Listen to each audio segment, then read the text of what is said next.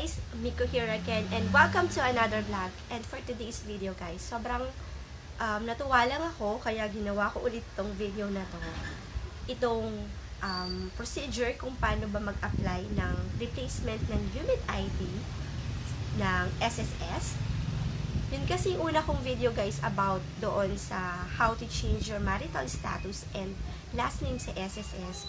Meron talaga akong mga natulungan guys. Sobrang saya ko doon video na yun kasi meron talagang nag-message sa akin sa FB. Tapos meron talaga nagko-comment na nagtatanong. Talagang yun, sobrang saya ko lang kasi nakatulong yung video ko sa iba talaga. Ayun na nga guys, and for today's video, ituturo ko naman sa inyo yung procedure na ginawa ko nung nag-apply ako ng replacement ng UMID ID card ko ng SSS. So, ang nangyari sa akin kasi guys, diba, nagpa-replace ako na, nag-change ako ng marital status and ng aking last name. So, definitely, magbabago rin talaga ako ng ID ko. Kasi I have my SSS ID kasi before. Kaya, ang kasi doon, ang sabi kasi sa akin doon, SSS ID is same with UMID ID or ano nga ba yung UMID ID? UMID ID is, I have my code ko here. Yun, Unified Multipurpose Card. So, once you have SSS ID, yun na din yun. Kaya kapag nawala or kukunin yung SSS ID ninyo, replacement na daw yung tawag doon. Ang nangyari kasi sa akin, di ba, nag-change ako ng status and ng last name ko. Tapos nung nag-apply ako ng yun nga, ng ID, replacement na daw yun kasi nga meron akong old na ID which is yung SSS ID ko. So, ito yung ituturo ko sa inyo guys.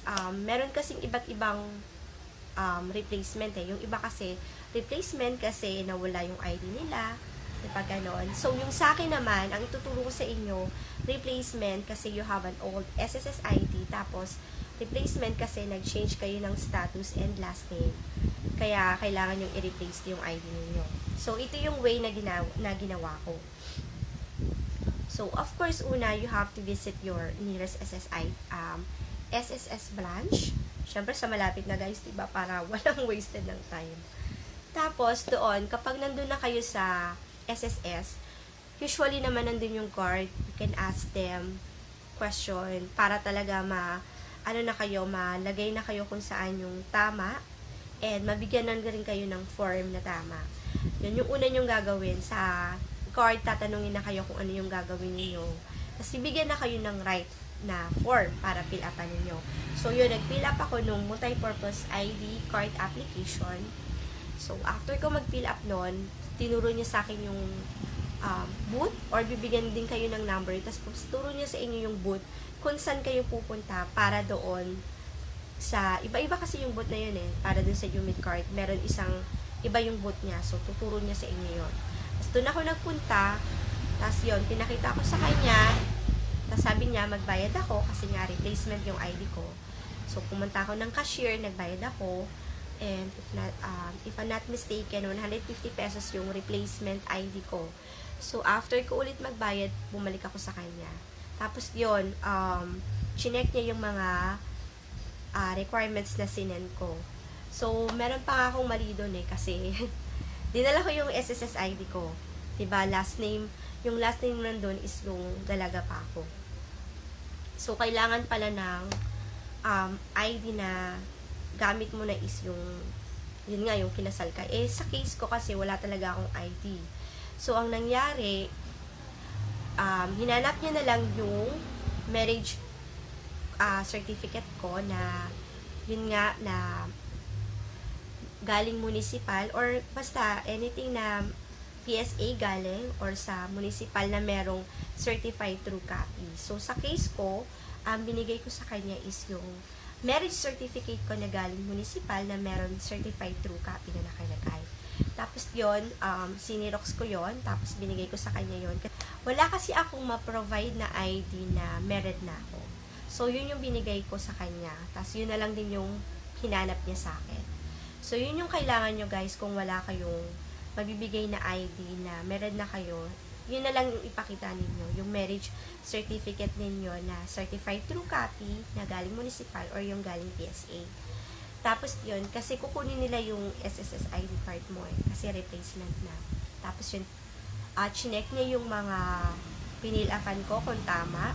You have to make sure guys, doon sa mga pinilapan nyo, especially doon sa mailing address, kailangan permanent mailing address yung ilagay ninyo kasi baka mamaya ano lang to piece of advice, baka mamaya isang sa apartment kayo tapos lilipat kayo doon or aalis din kayo, kailangan sa permanent address nyo na ilagay kasi doon i-mail yung ID ninyo. So after nun, chinek niya na yung mga pinilapan ko kung tama.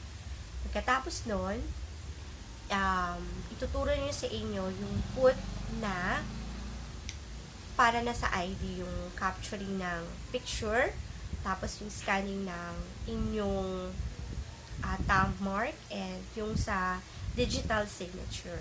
So, after nun guys, yun na yung last na procedure.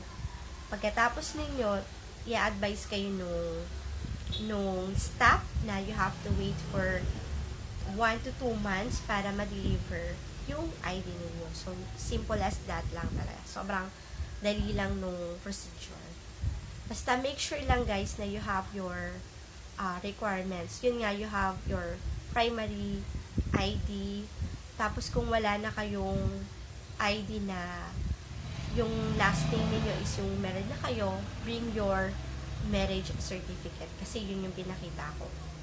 Tapos, you have to wait for 1 to 2 months para ma-mail yung yung ID ninyo.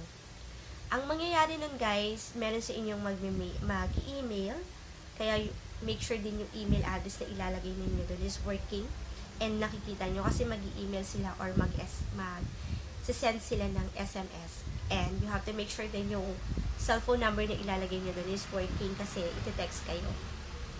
Tapos, yun nga, yung piece of advice ko sa inyo, yung address ninyo dapat permanent. Huwag yung yung hindi alam yun aalis kayo kasi it took 2 months bago talaga ma-send yung ID ninyo. Minsan nga daw, matagal pa Sa akin, di pa na-deliver.